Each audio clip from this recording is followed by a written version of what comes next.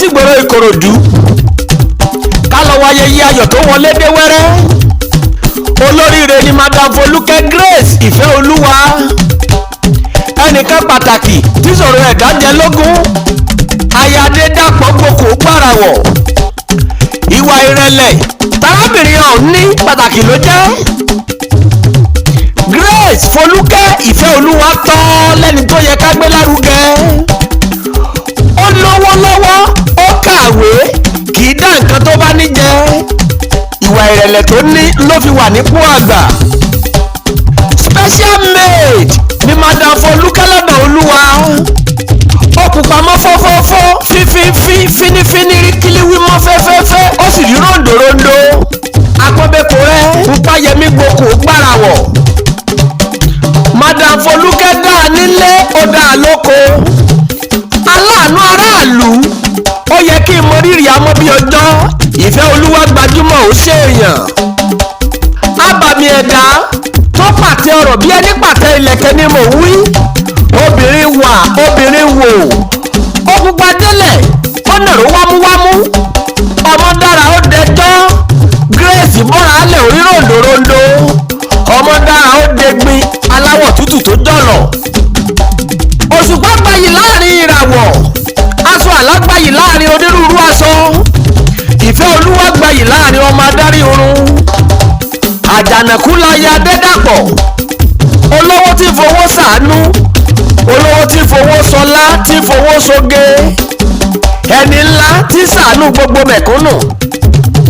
ìlú òyìnbó ní United Kingdom lọ́mọ wà tó gbé pawó wálé.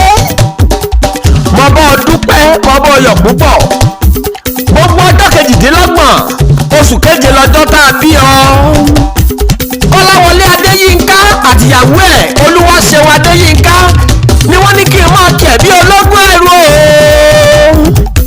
bàbá àti màmá Dominion and Desmond wọ́n ní kí n máa kẹ̀ bí ọlọ́gbọ́n ọ̀wọ̀fà.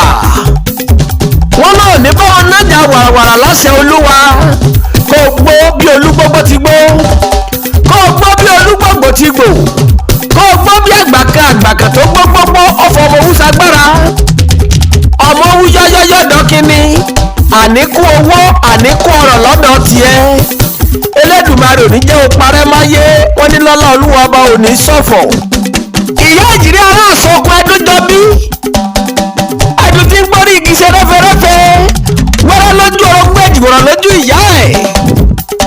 ọ̀bẹ́gìjà bẹ́gìjà bẹ́gìjà bẹ́kẹ́sẹ́, bẹ́kẹ́sẹ́ bẹ́gìjà bẹ́kẹ́sẹ́ wọlé alákìsà dóbi nígbà sọ. ìrè èjì rẹ tẹ́ rí kì í jọ gàrà àfẹ́rẹ́ orí igi. bùnmi kí n bá ọ lọlé, kìmí kí n padà lẹ́yìn rẹ. wẹ́rẹ́ lójú orogún èjìwòrán lójú ìyá ẹ̀. ó yá jẹ́ kí n lọlé bàbá tó bí ọlọ́mọ. Ìkòròdú oríwọ̀, Ìkòròdú ọ̀gá ni mo wí o. ọmọ ẹ̀lúkú mẹ́ẹ̀ẹ́dẹ́ ni mo wí o. ẹ̀lúkú mẹ́ẹ̀ẹ́dẹ́ ará àráyè nílé mọ́lẹ̀ afẹ́lẹ̀dà. ọmọ ẹ̀lúkú mẹ́ẹ̀ẹ́dẹ́ ni mo wí o. ọmọ sàlẹ̀ jẹ̀jẹ̀ bí ẹni tí òróbìnrin rí. Ìkòròdú ọmọ oríwù ni mo wí o. ọmọ Ìkòròdú ọ̀gá, ọmọ olùtò lálábàárò kankan. ọmọ asámọ ní gbóríkì gbóríkì, iṣu mẹ́fà ní iṣu Ìjẹ̀bú. wọ́n jẹ méjì, wọ́n ta méjì. òrìṣà ìlúkú ni wọ́n fi méjì tó kù bọ́ nílé bàbá tó bí yín lọ́mọ. ọmọ sàlẹ̀ jẹ̀jẹ̀ bí ẹni tí òróbìnrin rí. aya bí ogún, aya bí ọgbọ̀n bẹ nílé bàbá tó bí ọlọ́mọ. wọn kì í mú eégún ọgbọ́n òbára rí. ìbálòkọ́ mẹ́gún wọgbọ́n rẹ mọ́. ọmọ alágẹmọ mẹ́rìndínlógún. gbogbo yín pátá lọ̀gá nílé àwọn bàbá tó bí ọlọ́mọ. mo bọ́ ọ dúpẹ́ o, mo bọ́ ọ yọ̀ púpọ̀. Madam FOLUKE Grace IFEOLUWA, aya Adédàpọ̀, ìwọ tó sọdún yìí wàá ṣe tẹ̀mí láṣẹ Olúwa. Mr. Kọ́láwọlé Adéyínká àtìyàwó ẹ̀ Olúwaṣeun ni wọ́n ní kí n máa ṣàdúrà fún ọ wípé o òdòdó ayọ̀ rẹ kò ní rẹ̀ dànù.